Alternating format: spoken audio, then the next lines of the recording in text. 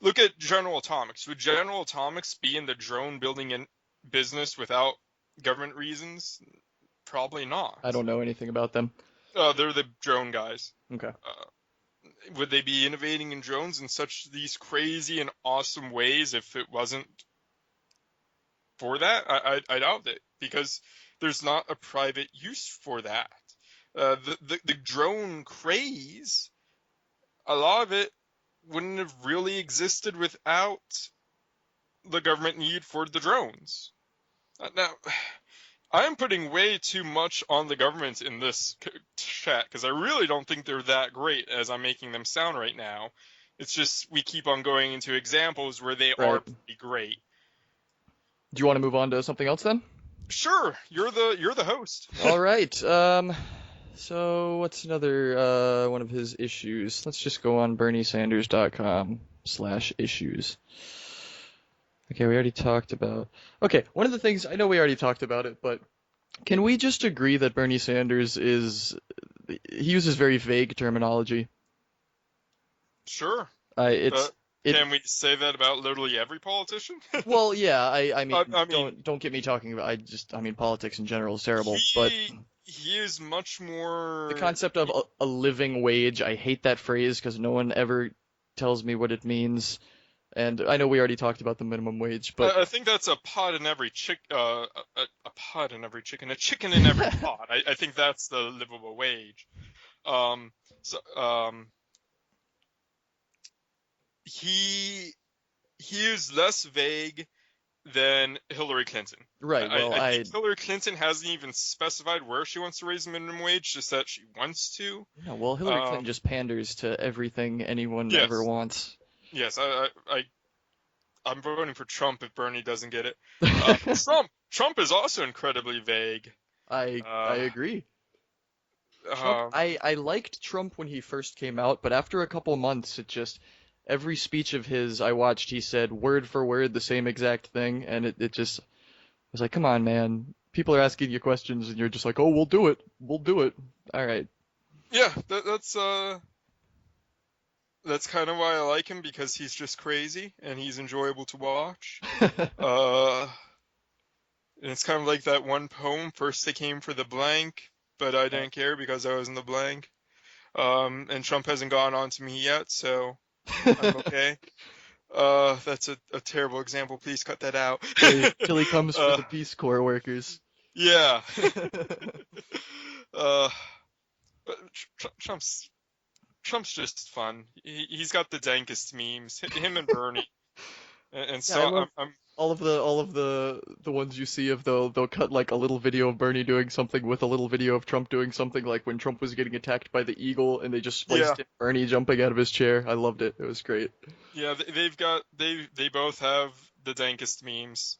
That's just how it is, and that's whoever has the dankest memes is how I'm gonna vote. Obviously. All right. One thing I do agree with him on is getting money out of politics. Oh yes. For sure. I definitely think there's too much money involved in politics, and I also agree with him. He wants to bring back Glass-Steagall. I'm 100% for that. The one thing I don't like is how he goes into, I don't want to say blaming everything because he doesn't blame everything, but every time I hear him speak, he's The blaming millionaires and yeah, the billionaires. billionaires on Wall Street and all these banks, in which, yeah, Wall Street needs reform, but it's not a den of evil. I mean, he, ever since he started speaking, like, the word banker has become a derogatory slur, you know? And my main point on that is, his tax he wants to do on taxing what he calls, Wall Street speculation. I don't know if you have an opinion on that. Yeah, I don't have an issue with a speculation tax because it's basically gambling. I don't understand why this is such a protected industry, because it can really wreck the economy, and every time the economy crashes, it can be, you can look at the stock market for a lot of it, such as the Great Depression. um, and the like. So I don't have an issue with more regulation on that. Um, really, I think it's kind of a good idea, because when you have that much wealth and influence, when you have that much wealth concentrated so much, you have a lot of influence. And that's one of the reasons I really agree with him about getting money in politics. But I almost wanted to stop you because that's something Trump's doing too, and this is going to become how I'm Trump and Bernie are the same. Well, let me right off the bat tell you I'm not a Trumpster. I'm not a Trump fan. Um, so the fact that they're both doing the same thing means nothing to me. But the biggest issue with this for me, I think he's gotten the diagnosis right, but he's giving the wrong prescription. Whereas I mean, first of all, the Great Depression was not entirely, but in large part caused by the Federal Reserve, which Ben Bernanke's come out and admitted that. The banks had a part to play in it for sure, but it wouldn't have been as bad if the Federal Reserve had acted differently. As far as the 2008 thing, yeah, that I mean, a very large part of that was bad, bad, bad selling of securities on Wall Street. But Yeah. I mean, I was totally opposed to the bailout. The bailout was a terrible idea. Oh, I I agree. think if these companies can't support themselves, they shouldn't be around. But I agree. my biggest critique of this issue is, in my opinion, and this is where we're going to differ because I'm a libertarian bordering on anarcho-capitalist. Uh, Oh, Jesus. yeah, I know. We could have fun conversations. Um, I think the easiest way to get money out of politics is to take away the government's ability to regulate the economy. If And I think doing that would cause the massive abuses that we have seen in the past and see in other countries. If you take away the government's ability to regulate businesses and the things businesses have to do, I think they're going to treat people poorly because they tend to treat people poorly no matter what. Um, so the government needs to be able to regulate that because at least that you'll have some people looking out for the best interests.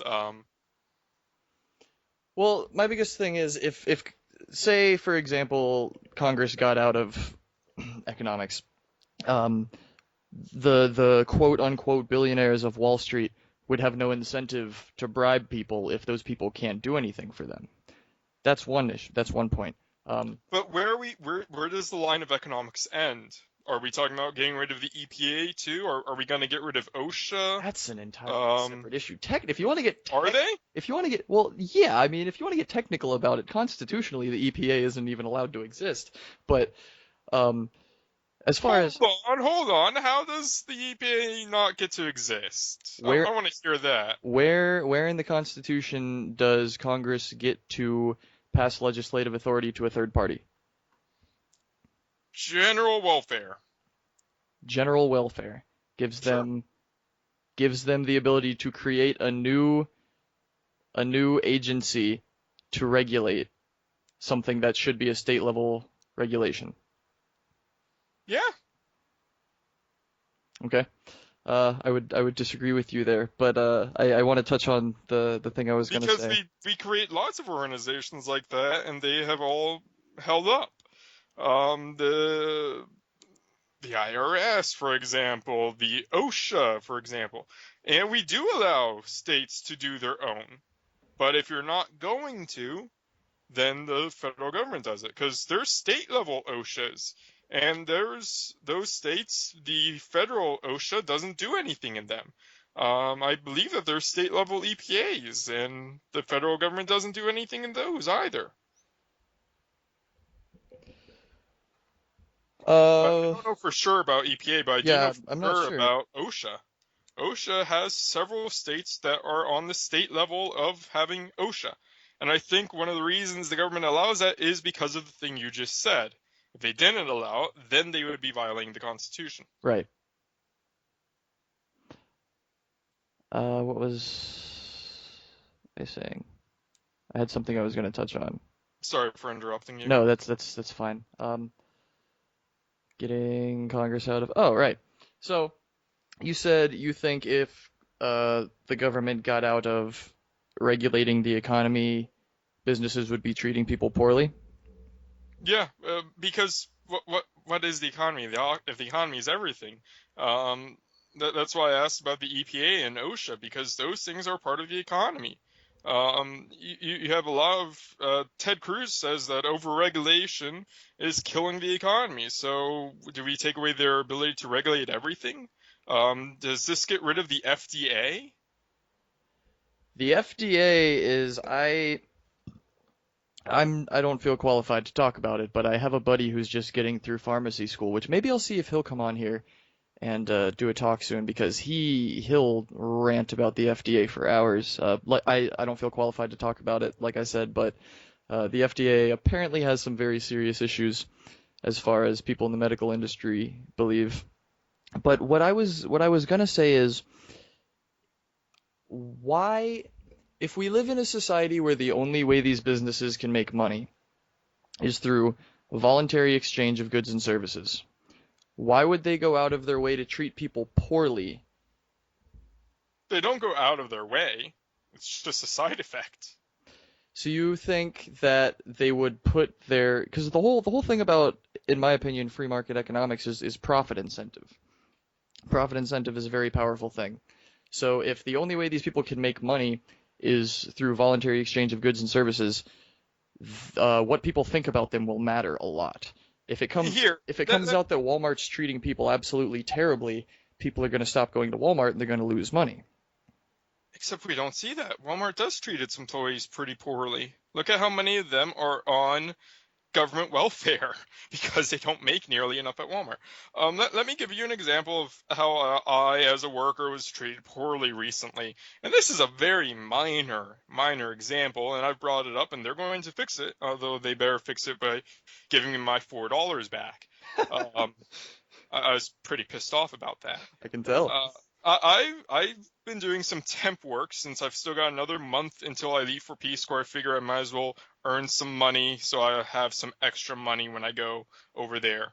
Um, and so it is temp work at the Ocean Center here in town. They were doing some sort of cheerleading competition.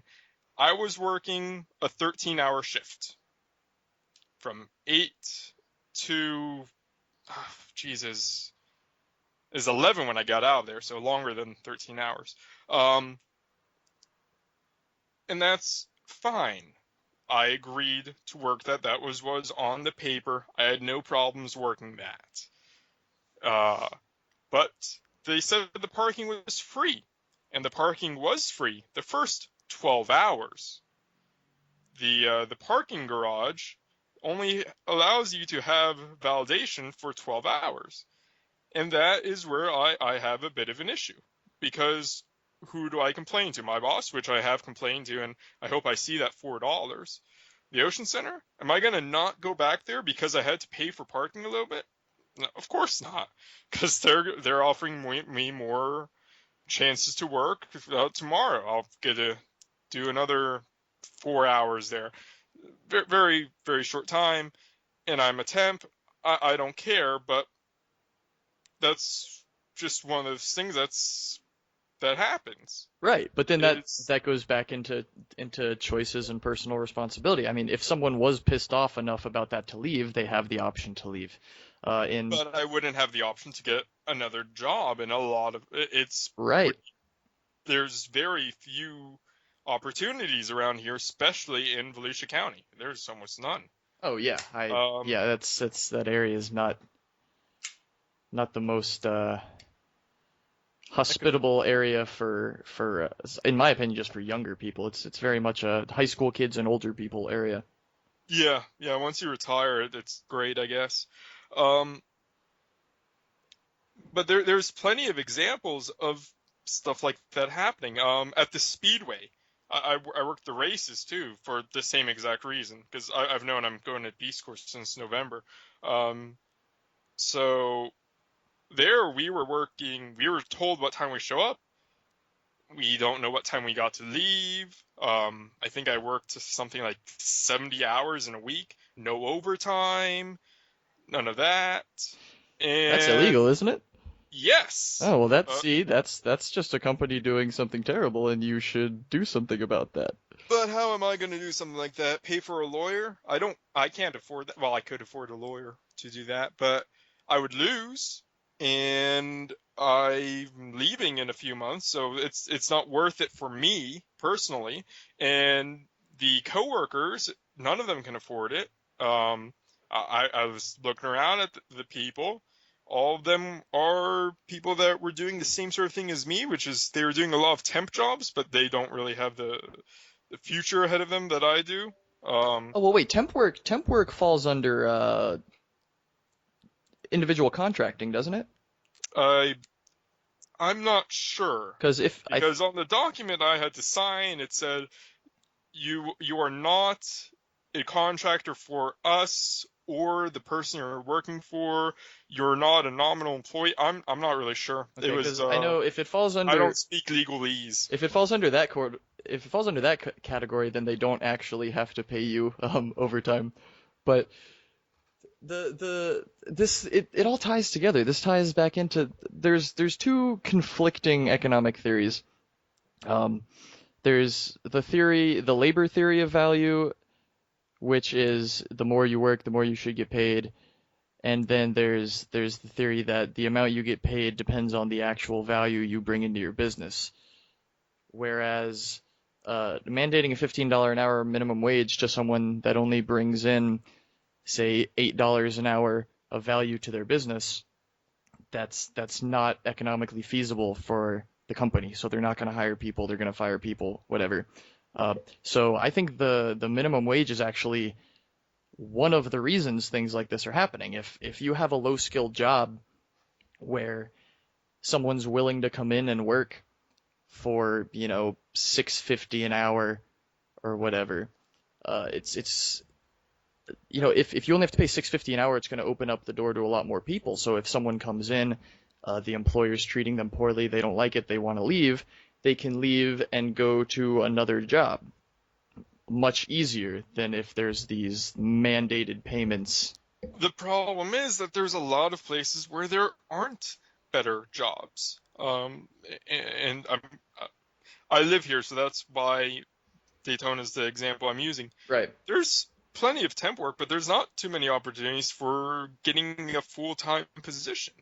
And those that do are not that great. Um, I'm gonna stick with Speedway for a thing. They hired a couple of hundred extra more people than they needed because by the second day, almost half of the people had quit because it wasn't worth the time for the money because we were only getting paid eight and a quarter, so we were being paid very little, and because of that, we saw so many people just quit because they could probably find some other temp work that would pay them for those days. When there's an event happening, there's plenty of opportunity. When there's not, there's really not. Yeah, that's how Daytona is. Um, Good work for 3 months out of the year. yeah. And so you saw just a lot of people quit, which made it much more stressful on those of us that didn't. I only got like one break in the 5 days I worked. Uh, no, I actually got like two. But that's still unreasonable. And there's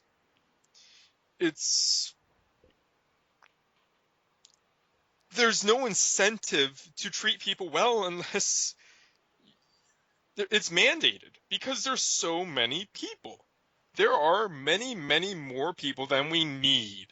I'm not one of those people that thinks we should kill half of the population because we're overpopulated. We're not. We can easily sustain this population.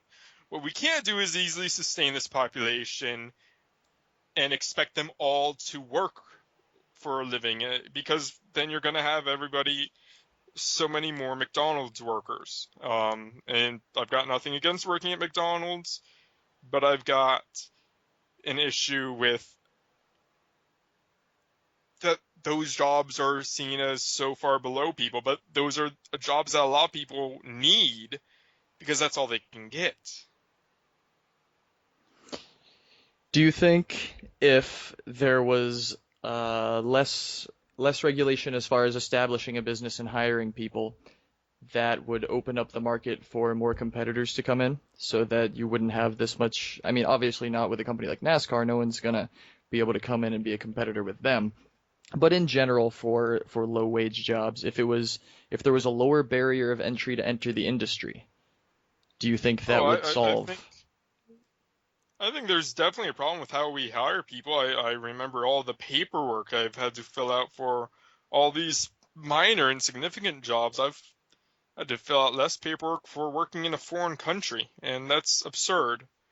So yeah, I definitely think there is too much regulation, and I'm not sure who that regulation is protecting. Who are we protecting we when I check out the box, I'm legal to work in this country, because who doesn't check that box? There's 12 million illegals in this country, and they seem to be able to get employment um, because they're doing it under the table at that. Um, but yeah, I do think that there is too much. I have to fill out a W-4 for every job, or a W-2, whatever the number is. I just did all that fun stuff this past weekend. Um, so yeah, I think that is one of the things where it is overregulated in hiring people. That said, I also have an issue if we made it easier to hire people under the table. I think that could cause problems too. So What kind of it's a what kind of complicated problems? thing. What kind of problems would that cause? Less protections for those workers. You'll have more people doing like how a lot of companies are doing it right now, where you only hire them part time, so you can skirt around the ACA Act. I think that is a definite abuse, especially when you hire them under a contract and you say they can't seek employment elsewhere. I think that is definitely an abuse of the employee. I think it's an abuse of our contracts around here. Uh, yeah, My counter argument to that would be if they weren't mandated to participate in ACA programs, they'd be able to hire that employee for more time. I've already agreed that I dislike the ACA program, That's true. Okay, but so you think there should be some sort of regulation reform in regards to hiring people and starting businesses? oh, definitely. Okay. I shouldn't have to fill out 5 different forms of paperwork to start working. That's fine on the application, but to actually start working, there's another bunch of things you have to sign and fill out. Um, it's not like I'm signing NDAs to do Right. uh, running at the Ocean Center. That's Right, and especially for something like that, I mean, just you're basically just a labor worker, right? Like yeah, yeah, and the amount of paperwork required for that is insane. I mean, um, it was ridiculous. I and this might show why I was a little biased earlier when we were talking about Wall Street, but I'm currently undergoing licensing to get my stockbroker's license and start working at a financial firm, which that I understand a little more as far as like paperwork, regulation, NDAs, all that stuff. But uh, I know a place I used to work Well, down here. There's a guy who just he owns a bar, and it's a bar. You're hiring people to serve food and drinks, and talking to him, the costs of hiring anyone to do anything they're insane. yeah. I definitely think that's one of those things where we are really overregulated. Because I'm not going to say that more regulation is always good, because obviously it's not. But saying more regulation is always bad is equally as wrong, I think. Oh, I definitely agree. I'm not saying all regulation should be gone 100% entirely. I j- Careful, you're not I sounding like a know. libertarian right I now. I know. Jeez. Oh, Gary Johnson would be so upset with me. No, I just think as little mandates as possible should be required. I think voluntary association is something we should strive for as much as possible. People should be able to choose what they do with their life, what they do with their business, what they do with their employees. That being said, regulation always will exist. I think it should be more on a local level between businesses and their employees, businesses and other businesses, even, maybe local municipalities instead of just top-down mandation. Um, uh, I talked about this issue a little while ago with my father because we were sitting up chatting at 3 a.m. and we heard the train horn going through our town. And the state of Florida at one time, oh, hold on, sorry. So in the state of Florida, you have to blow the horn of a train at every railroad crossing, no matter what. You always have to blow that horn. And several years back, Florida decided, all right, that's kind of annoying and loud and ridiculous. So we're going to allow the cities to decide if they want trains to blow the horn or not when it's in the city at a protected crossing. So if it has the bells and whistles and the arms that go down, you can say, hey, you don't need to blow the horn. And so many cities said, all right, no more horns from midnight to 7 a.m. And the rate of fatalities increased to such a level that the state decided, all right, you guys clearly are too dumb to use railroad crossings properly. The trains are going to blow their horns again because a lot of people were dying. Now, none of that happened here in Holly Hill, but we still had to follow the state's law and make the trains blow their horns again because throughout the state and other places, it was happening. Now, what level should make the decision? What level should make that decision where people's lives were dying? My God, my grammar is poor. I can't believe I'm going to be teaching English. Should Volusia County have made that decision? Because if all the deaths were happening in Hillsborough, maybe it's only okay if only Hillsborough does it. But let's say it happens in like 8 or 9 counties in the Panhandle. Should that affect the rest of Florida? That's one of those things that I don't know. I don't have an answer for that. I think it should have been put to a vote. I don't think it's everyone else's responsibility. As cold as this is going to make me sound, those people that got killed were idiots. Why are you playing on a train track at 2 o'clock in the morning? I don't think it's anyone Well, else. it could have been any time from midnight to like 8 a.m. Right. Well, I don't think it's anyone else's responsibility to make sure someone protects their own life. In a situation like this is an example of the government coming in and protecting you from yourself, which I think is a nonsensical term. Is that an issue of the government protecting you from yourself, or is it an issue of the government protecting you from a giant 100-ton monster of a train? Um, the train horn is there to alert people that, hey, there is a train coming, because trains are pretty loud, yes, but if you have the radio blaring, then you're not going to hear the train as well. Now, yeah, that's a poor example because anybody with half a brain should be able to avoid a train, and even people that have half a brain removed should still be able to avoid a train. But the fact is, less people died when they blew the horn. Um, so I think that's a good regulation because it saved lives. The age-old question of security versus liberty. Which, this might be a bad example because I don't really care about your liberty to be able to go play on a train track, And but I guess it still you qualifies. can never play on a train track. They're private property. They're all owned by the railroad. But it's not taking away any liberty except for the engineer of the train to not blow his horn. That's really the only liberty lost. And I guess because the train has to have a horn no matter what. Even if it wasn't mandated by the government, they'd probably still put a horn on because it's useful for signaling to other trains and stuff that, hey, I'm here. Sure. So no matter what, that would probably exist. Really, it's just the only it doesn't. That's one of those things that doesn't really hurt any liberty. It's a very poor example for this. I guess it's just slightly annoying. Yeah. Uh, Yeah. but and I Go ahead. I'm a security guy. My training is in security. My education is in security, but I still tend to fall on the liberty side of things, um, which is kind of funny. Even, but it's because I think you care more about the liberty of a single person, while I care about the liberty of all of the people, and those things shouldn't be opposed, but they tend to be. Yep.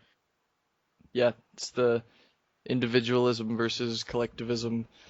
Yeah, I don't see why those things, like, logically, it doesn't make sense to me why those things would be opposed as frequently as they are, but it seems to happen regularly.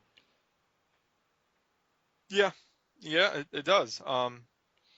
And there's a lot of stupid things that I think, why is this an issue? It shouldn't be, like, but I also understand why it's an issue, like wetland protection here in Florida.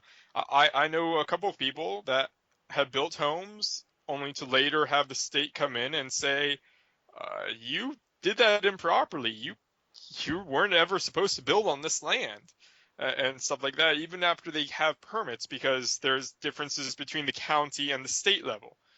And I understand both of those, because I I do believe that we need to protect the environment, because when we don't, we see things that happen, like in South America right now with the deforestation of the rainforest. Um, and stuff like that happens. So it's tricky, and it's always going to be tricky. And I think I'm a terrible person to interview for this, because I agree with you in a lot of cases. Oh, that's fine. I told you when you said you wanted to do this interview, I didn't want to do this just to bash you on your views, Yeah, you know. I wanted an honest conversation. I think we've had that for past an Yeah. hour already. I was gonna say we're hitting the hour mark, so I think this would probably be a good time to stop it. I appreciate you coming on, man. I don't think we talked about Bernie enough. we kind of talked about Bernie and then spun off into other things, but I'm okay with that. It was a good conversation. Yeah, I enjoy talking with you, Jake. Yeah, anytime you want, feel free. If we ever do get a decent amount of viewers and you want to come on again, Sure, uh, I'll try to be more focused. yeah, stay in touch, man, and good luck in the Peace Corps thing. That's awesome. Thanks. All right, I'll talk. Hopefully, I don't freeze to death in Mongolia. Cheers. All right, I'll talk to you later.